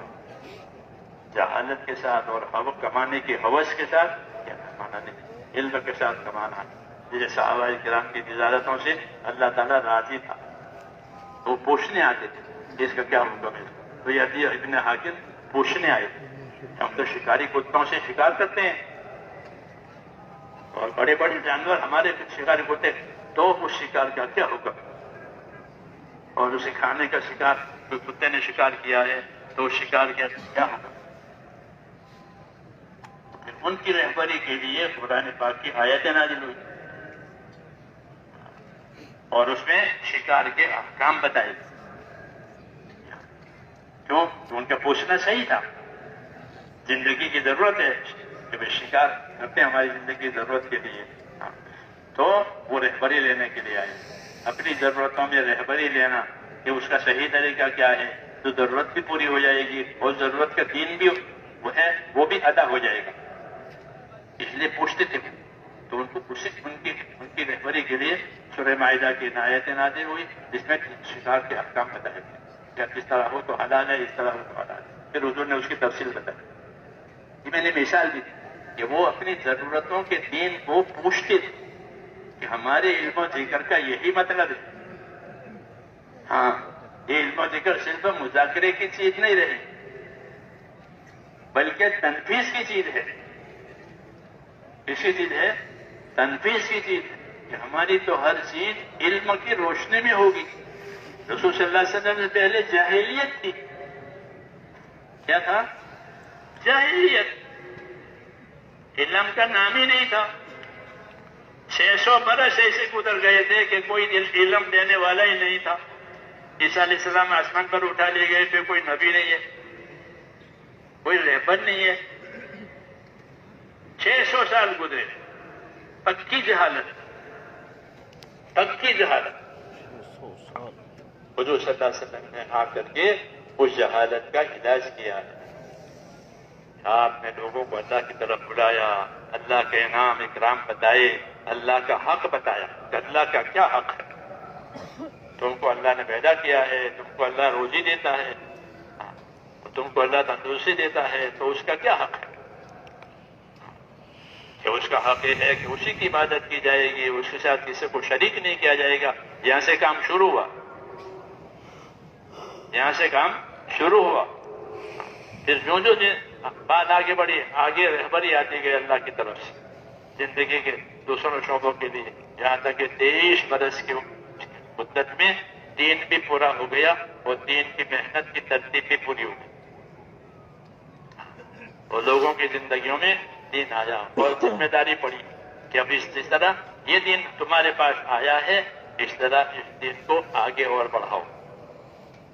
تو انہوں نے دین سیکھا، دین سمجھا اور دین کو اپنے اندر نافذ کیا، اپنے اندر نافذ کیا، اپنے عمل کے ذریعے سے اپنی زندگی میں نافذ کیا اور اس کی دعوت اور تعلیم اور اس کے سیکھنے سکھانے کے ذریعے سے دوسروں میں نافذ کیا اور ان کو بتایا کہ صحیح طریقہ یہ ہے. ان کو اکرام کے ساتھ بتایا. صحابہ کرام جاتے تھے ان کی جماعتیں، تو وہ خالی ان کو دعوت دے کر واپس نہیں آتے تھے بلکہ ان کو دعوت دیتے تھے. جب وہ دعوت قبول کر لیتے تھے تو وہاں ٹھہر جاتے تھے. کیوں ٹھہرتے؟ کہ ان کو دین سکھانا ہے. انہوں نے تو دین قبول تو کر لیا ہے لیکن قبول کریں گے، وہ سیکھیں گے نہیں تو پھر بھول جائیں گے، جیسے تھے ویسے ہو جائیں گے. اس لیے وہاں رک جاتے تھے. بعد سفر 6 مہینے کے ہوتے تھے. ہم تو 4 مہینے کی بات کرتے ہیں نا، وہ بعد سفر 6 مہینے کے ہوتے تھے. 6 مہینے وہیں رکے ہو جائیں. کیوں؟ ان کو باقی چیزیں سکھائی جاتی. یہ دین کا تعلق سیکھنے سے. پھر جب دین آئے گا کہ سارے شعبوں میں جو ہے ذمہ داری پوری ہو جائے. اس لیے میرے دوستو، ہماری زندگیاں جو ہے ذمہ داریوں کی ہے اور جو اسباب اللہ تعالیٰ نے ہم کو دیے ہیں جان مال کے، اس کے بارے میں ہم کو یہ بتایا کہ یہ جان مال جو ہے وہ اللہ کی امانت ہے. کیا ہے؟ اللہ کی امانت ہے. اور یہ امانت تمہیں حق ادا کرنے کے لیے دی گئی ہے، یہ بتایا. اس امانت کے تم مالک نہیں ہو. مالک کون ہے؟ کہ اللہ مالک. اللہ ہر چیز کا مالک ہے. اللہ ہر چیز کا وارث ہے. کیوں؟ ہر مالک مر جائے گا. زمیندار زمین کا مالک ہے ہاں مگر مر جائے گا. مالدار مال کا مالک ہے مگر مر جائے گا. ہاں تو پھر وارث کون رہے گا؟ اِنَّا نَحْنُ نَرِثُ الْأَرْضَ وَمَنْ عَلَيْهَا وَإِلَيْنَا تُرْجَعُونَ. اللہ کہتے ہیں ہم ہیں زمین کے وارث اور زمین کے ہر چیز کے ہم وارث ہیں. تم تو مر کر کے میرے پاس واپس آ جاؤ گے. تم مر کر کے میرے پاس آ جاؤ گے. اصل وارث کون ہے؟ کہ اصل وارث وہ ہے جو اصل مالک ہے. تو ہر چیز کا مالک اور وارث اللہ ہے. ہاں ہم ہیں وارث. تو میں نے کہا ہم جان مال کے امین ہیں. ہم کو جان اور مال بطور امانت کے دیے. یہ تمہارے پاس جان مال امانت. ہاں اس امانت کا مطلب یہ نہیں ہے کہ اس کو تالے میں بند کر کے رکھو بھائی کسی کی امانت ہے کوئی ہاتھ نہ لگاوے. بلکہ امانت ہونے کا مطلب یہ ہے کہ اس کا حق ادا کرو. تو امانت ہے کسی کے پہ بند کر کے رکھو کوئی دوسرا ہاتھ نہ لگاوے. امانت ٹھیک ہے لیکن یہاں امانت کا مطلب یہ ہے کہ یہ جان مال بطور امانت کے اس لیے دی گئی ہے کہ کچھ حقوق اس سے متعلق ہے. وہ حقوق ان امانتوں کے ذریعے سے ادا کیے جائیں. جانی طاقت بھی اور مالی طاقت بھی یہ حقوق کی ادائیگی کے لیے دی ہے. اور سب سے پہلے حق اللہ کا ہے. اس لیے جان مال سے سب سے پہلے اللہ کی عبادت کی جائے گی. عبادت صرف اللہ کی ہوگی اور کسی کی نہیں ہوگی. عبادت کسی ہوگی؟ فقط اللہ کی اور کسی کی نہیں ہوگی. جان مال سے ایمان کے بعد اللہ کی عبادت کی جائے گی. پہلے ایمان آئے گا کہ نماز جانی عبادت. نماز میں مال کی ضرورت نہیں ہے. جانی عبادت. نماز یہ وہ سب سے اہم عبادت ہے. سب سے اہم عبادت اسلام میں وہ 5 وقت کی نماز ہے. اس کے بارے میں 2 حکم دیے کہ نماز قائم کرو اور نمازوں کی حفاظت کرو. 2 حکم قرآن پاک. نمازیں قائم کرو جیسے عمارت قائم کرو. تو عمارت کے قائم کرنے میں جتنی چیزیں لگنی چاہیے وہ لگے گی تو عمارت قائم ہوگی. ایسا ہی ہے نا. تو نماز قائم کرنے کے لیے کہ نماز میں جتنی چیزیں ہونی چاہیے وہ نماز اس سے قائم ہو. اس لیے ابن عباس فرماتے تھے کہ نماز قائم کا مطلب یہ ہے کہ نماز کو اس کے آداب اس کی سنتوں اور اس کے اوقات ان سب کی رعایت کے ساتھ نمازوں کو ادا کرو. رسول صلی اللہ علیہ وسلم سے سکھایا اقامت صلاۃ اس طرح اس کو ادا کرو. تو نماز قائم کرنے کے لیے نماز کا علم ضروری ہے. نماز قائم کرنے کے لیے نماز کا علم 2 طرح کا علم. ایک نماز کی فضیلت کا علم, ایک نماز کے طریقے کا علم. ایک نماز کی فضیلت کا علم. کہ نماز کی فضیلت کا علم بھی دیا ہے اور نماز کے طریقے کا علم بھی دیا ہے رسول صلی اللہ علیہ وسلم. یعنی ہم نماز پڑھیں گے تو ہم کو کیا ملے گا؟ دنیا میں کیا ملے گا؟ آخرت میں کیا ملے گا؟ جی ہاں, کیونکہ اللہ تعالیٰ تو ہم سے کام کراتے ہیں دینے کے لیے. اللہ کو کچھ لینا ہے ہم سے؟ اللہ ہم سے کیا لیں گے؟ ہم تو فقیر ہیں. تو پھر ہم سے کیوں کام کراتے ہیں؟ کہ دینے کے لیے. اپنے گھر میں بلاتے ہیں, اس مسجد میں بلاتے ہیں دینے کے لیے. جیسے فقیر کو بلاتے ہیں دروازے پر کچھ دینے کے لیے. کیا دیں گے اللہ تعالیٰ؟ کیا دیں گے وہ فضیلت کہلاتی ہے. اس لیے فضیلت جاننے کی وجہ سے اپنے عمل میں یقین پیدا ہوگا. کیا پیدا ہوگا؟ کہ اس عمل پر اللہ یہ کرنے والے ہیں, اس عمل پر اللہ یہ دینے والے ہیں. اب وہ عمل یقین کے ساتھ ہوگا کہ نماز کا یہ اثر ہے, نماز پڑھنے سے یہ ہوگا, نماز پڑھنے سے یہ ہوگا. تو وہ نماز یقین کے ساتھ پڑھی جائے گی, شوق سے پڑھی جائے گی, امید کے ساتھ پڑھی جائے گی. علم, فضیلت کا علم, کہ وہ ایک اندر جان پڑ جائے گی نماز. کہ نماز نہیں چھوڑے گا، چھوٹ جائے گی تو اس کو اس کا قلق ہوگا، اتنی بڑی عبادت، اس کا اتنا بڑا انعام، آج مجھ سے وہ چھوٹ گئی۔ عبداللہ ابن عمر کی نماز چھوٹ گئی عشاء کی، تو وہ ساری رات عبادت کرتے کہ آج میری عشاء کی نماز نکل گئی، نماز نکل گئی، تو وہ ساری رات عبادت کرتے۔ کیوں؟ کہ وہ نماز کی فضیلت کو جانتے ہیں کہ بھئی عشاء کی نماز جماعت سے پڑھے اور فجر کی نماز جماعت سے پڑھے، اس کو کیا ملے گا؟ اس کو کیا ملے گا؟ کہ جو عشاء کی نماز جماعت سے پڑھے، فجر کی نماز جماعت سے پڑھے، تو ایسا ہے جیسا پوری رات عبادت میں کھڑا رہا۔ تو پوری رات عبادت میں کھڑا رہنا کوئی آسان کام ہے، اور وہ بھی روز روز، یہ آسان نہیں ہے۔ اللہ نے اس کو یوں آسان کر دیا، فضیلت بتا کر، عشاء جماعت سے پڑھ لو پھر سو جاؤ اور فجر کی نماز جماعت سے پڑھو، ایسا ہوگا جیسا کہ پوری رات عبادت میں گزاری۔ اس لیے عشاء کی نماز نکل گئی تو پوری رات نماز میں گزارتے تھے، کیا پوری رات کا ثواب نہیں ملے گا؟ عشاء نکل گئی، ہاں کیوں؟ کہ ان کو اس کی فضیلت کی خبر تھی کہ اتنا نقصان ہوا ہے، کہ فضیلت کی یقین کی وجہ سے آدمی عمل کے نقصان کو برداشت نہیں کرے گا، اور جب اس کو فضیلت کا علم نہیں ہوگا تو وہ اپنے عمل کے نقصان کو برداشت کر لے گا کہ کوئی بات نہیں، چلو جماعت چھوٹ گئی تو اکیلے پڑھ لیں گے، گھر میں پڑھ لیں گے، دکان میں پڑھ لیں گے۔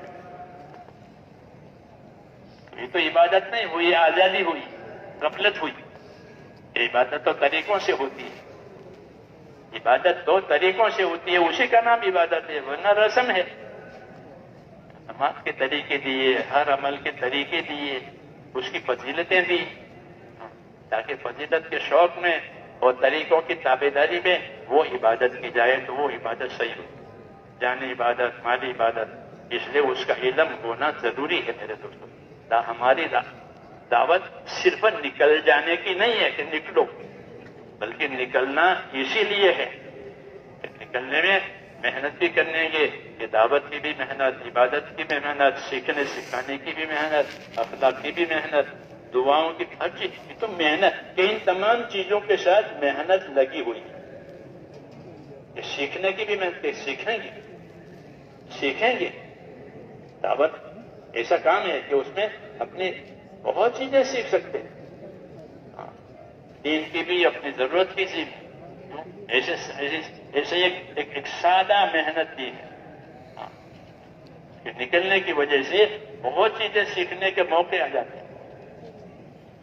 اس میں طریقے سیکھے جائیں گے، جو جاننے والے ہیں وہ اپنے ساتھیوں کو طریقے سکھاویں، اس کے طریقے بتاویں، اس کی فضیلتیں بتاویں، تاکہ وہ عمل صحیح ہو جائے۔ علم و ذکر کے ساتھ دعوت ہے، علم و ذکر کے ساتھ خروج ہے۔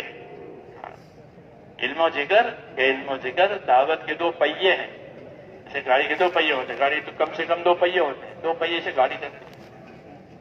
ضرور فرماتے تھے کہ علم و ذکر یہ دعوت اور تبلیغ کی گاڑی کے دو پہیے ہیں، اگر علم و ذکر نہیں ہے تو اس کے پہیے نہیں،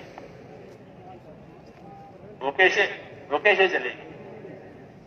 تو دعوت علم و ذکر کے ساتھ، دعوت عبادت کے ساتھ، دعوت یقین کے ساتھ، دعوت حسن معاشرت کے ساتھ، کہ ہم دعوت کے ذریعے سے حسن معاشرت، ایک دوسرے کے ساتھ انصاف، ایک دوسرے کے ساتھ احسان، ایک دوسرے کے ساتھ اچھا سلوک، اس کی بھی دعوت، اس کو اپنی زندگی میں بھی اتاریں گے، دوسروں کی زندگی میں لانے کی محنت بھی کریں گے۔ کیسے کیا ہوگا؟ کیسے معاشرت آپس کا رہن سہن صحیح ہو جائے گا۔ دنیا میں دو چیزیں ہیں، رہن سہن، لین دین،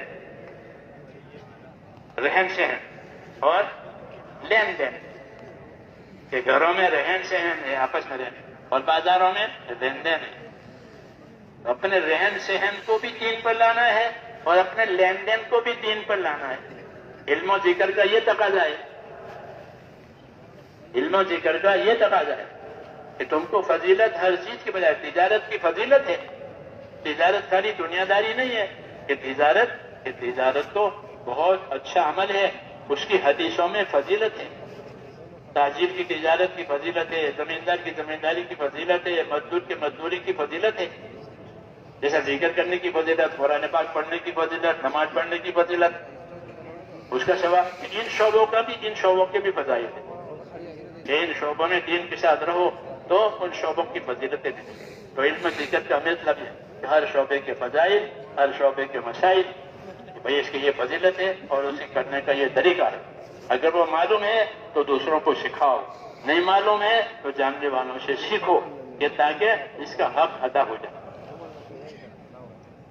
سمجھ میں آئی یہ بات؟ ہاں. صحابہ پوچھتے رہتے تھے اور عمل بھی کرتے رہتے.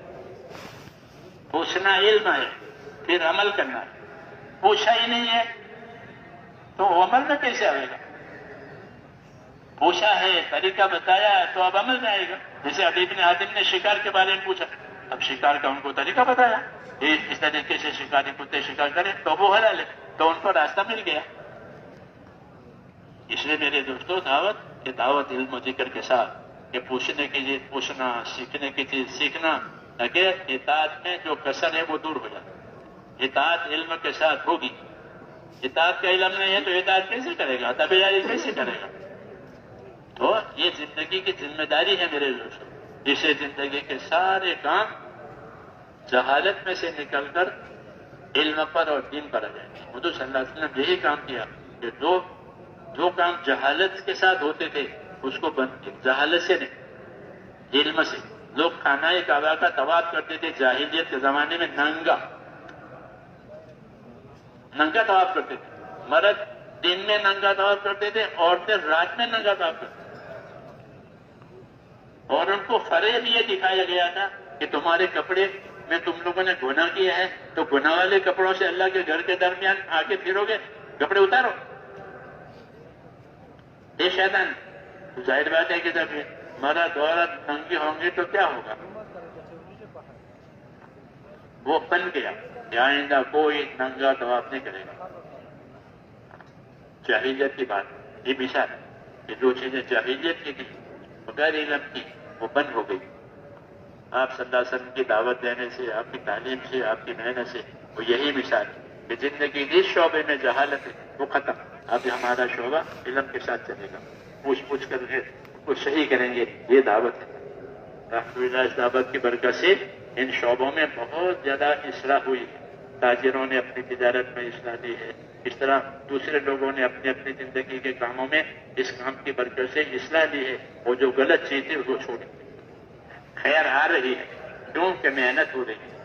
اگر یہ محنت اور آگے بڑھے گی تو پھر ہر طرح کی خیر جو حضور صلی اللہ علیہ وسلم دنیا میں لے کر آئے ہیں وہ ملے گی. آپ صلی اللہ علیہ وسلم فرماتے تھے کہ میں تمہارے پاس دنیا اور آخرت کی خیر لے کر آیا ہوں، میری بات مان لو سلامت رہو گے. یہ عام دعوت. اس لیے اس محنت اور دعوت کا یہ مقصد ہے کہ ہماری زندگی کا ہر گوشہ وہ دین والا بنے. اور دین والا بننے کے لیے سب سے پہلے دین کی طلب پیدا کرنی پڑے گی. طلب نہیں ہے، بے طلب کو کوئی چیز دو تو وہ قدر نہیں کرے گا. بھوکے کو کھانا دو، پیاسے کو پانی دو تو وہ پیے گا اور کھائے گا کھانا، کیونکہ اس کو بھوک ہے، اس کو پیاس ہے. امت میں دین کی طلب نہیں ہے. ہاں، مال کی طلب ہے، دوسری چیزوں کی طلب ہے، دین کی طلب نہیں. دین کے بارے میں سیر ہے. مولانا جیسا یہ کہتے تھے کہ امت میں سے دین کی طلب نکل گئی ہے تو بے طلبوں کو کیسے دیں گے؟ اور وہ لیں گے تو کیا کریں گے؟ ان کو طلب تو ہے نہیں. کہتے ہیں طلب پیدا کراؤ. دعوت کی اس محنت کے ذریعے سے امت کو سب سے بڑا فائدہ یہ ہوا ہے اور ہو رہا ہے کہ امت میں دین کی طلب آ رہی ہے، دین کی اہمیت اور فکر آ رہی ہے. اب وہ جتنی طلب بڑھے گی اتنے وہ دین کے دوسرے شعبوں میں دین جائے گا. تاجروں میں دین کی طلب آ جائے گی تو اپنی تجارت میں دین کی فکر کرے گا. اس لیے ہم تاجروں کو دعوت دیتے ہیں، زمینداروں کو دعوت دیتے ہیں کہ تاکہ ان میں دین کی طلب ہے تو اپنے شعبے میں اس میں دین کو قائم کریں. غریبوں میں غریبیوں کا دین، مالداروں میں مالداری کا دین.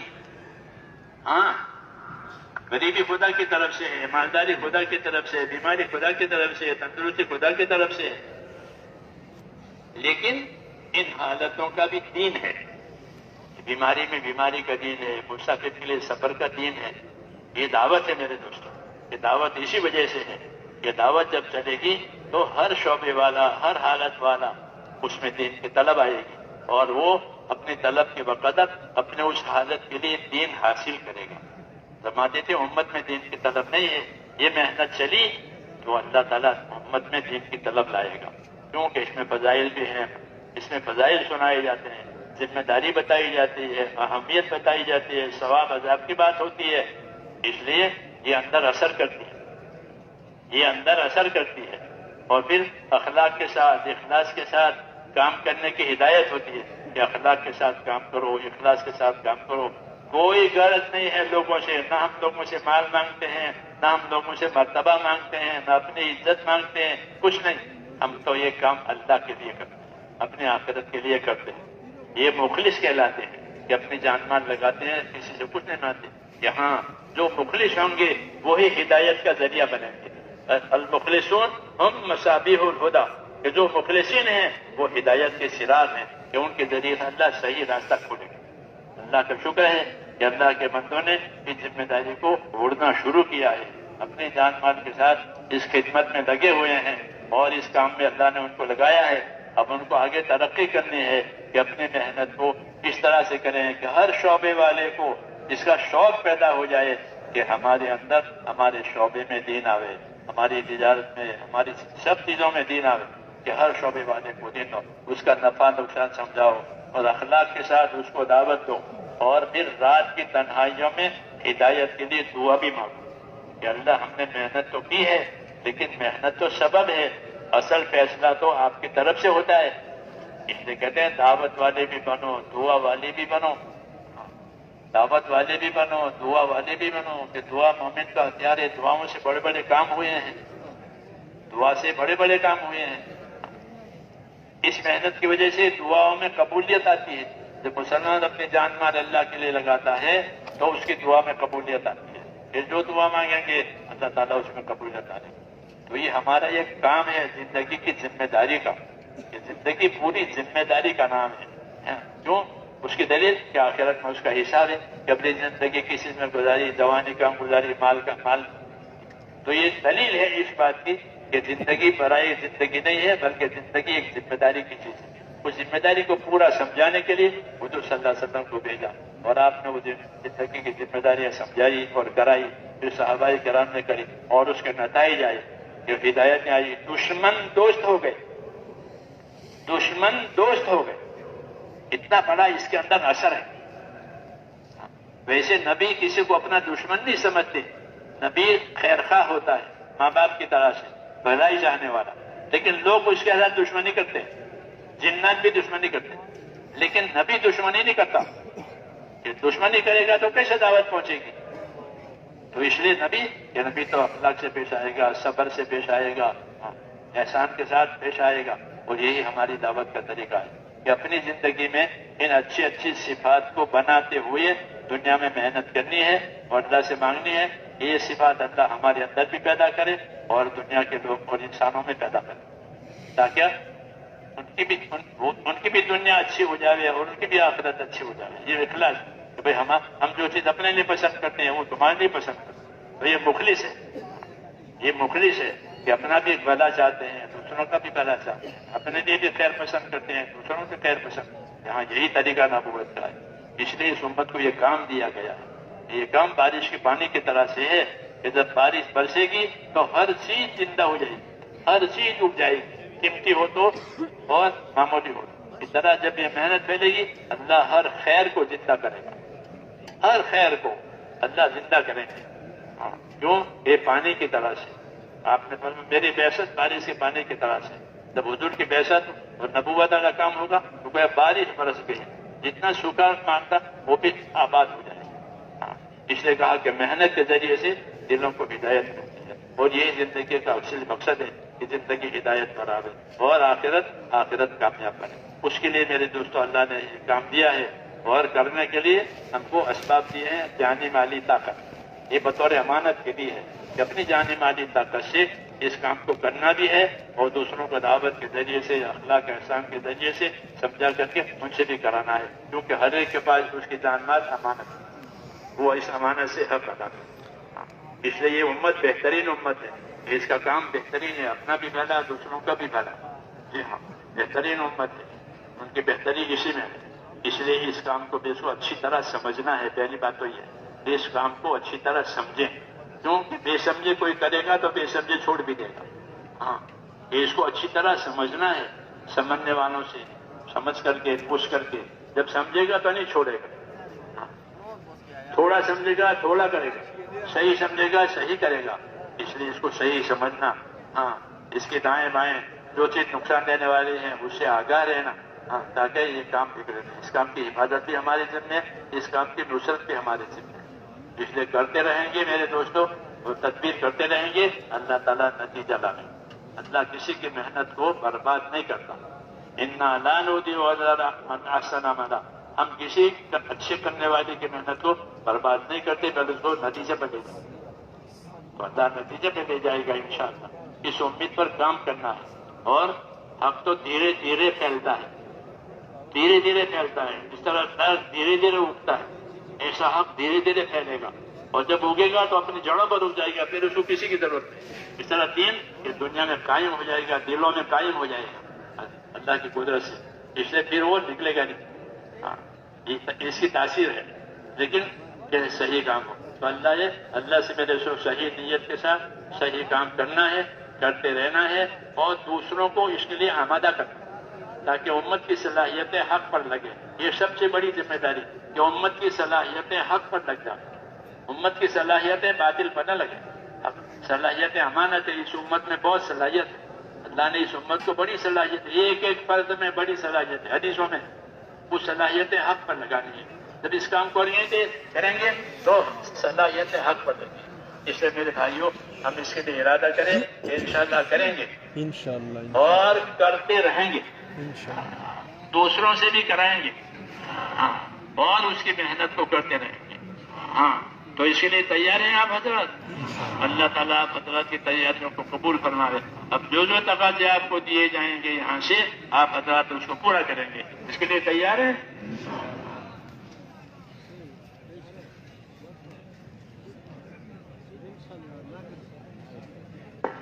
جی فرمائیے. ملکوں کے لیے فرمائیں، سال کے لیے 7 ماہ کے لیے. باقی ساتھی بیٹھے رہیں، صرف وہ ساتھی کھڑے ہوں جو نام لکھا رہے ہیں. بیٹھے رہیں. بھائی محمد امین صاحب ہر سال 4 مہینے. بھائی محمد عمر صاحب 1 سال کے لیے. پنجگور سے، بنو سے پوری 1 سال کی جماعت ہے. ریاض بھائی ریاض فرما رہے ہر سال 4 مہینے. باقی ساتھی بیٹھے ہیں. گزارش یہ ہے کہ سب ساتھی نہ جائیں، صرف وہی اٹھیں گے جو نام لکھا رہے ہیں. ابھی تشکیل کا عمل باقی ہے.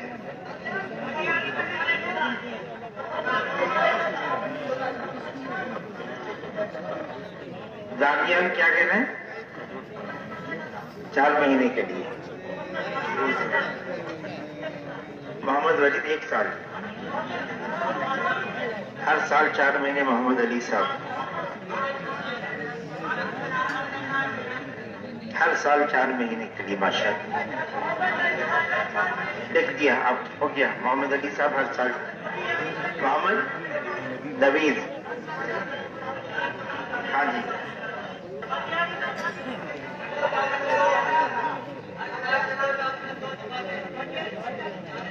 مٹیاری سے 40 دن کی پوری جماعت آئی ہوئی. کہاں سے؟ ہاں، جھیرک سے 2 جماعتیں لڑک آئی ہوئی. ہر ضلع ہر سال 4 مہینے کے لیے.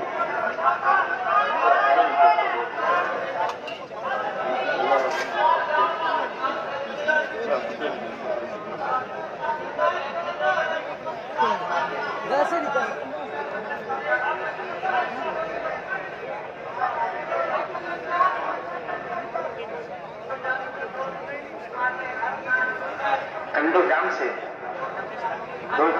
2 جماعتیں. ٹھیک ہے. ہاں جی. نوشیر و فیروز مدینہ مسجد سے چلے کی پوری جماعت ہے.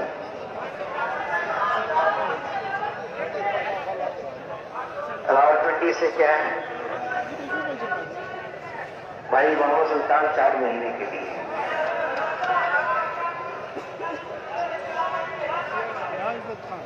حاج سے ہاں چی کی غوڑی چنو قربان دیں ایسی ترتیب ہو جائے کہ ایک وقت میں ایک ساتھ ہی بولے گا نا گاڑی تک اگر سب بیک وقت بولیں گے تو مشکل ہو جائے گی بات زور سے 4:30 بجے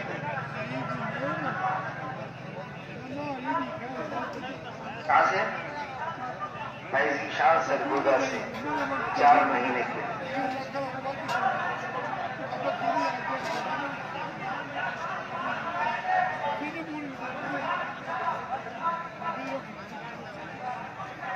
ہاں بلال باجوہ کہاں سے میر پر خاص سے 1 سال کے لیے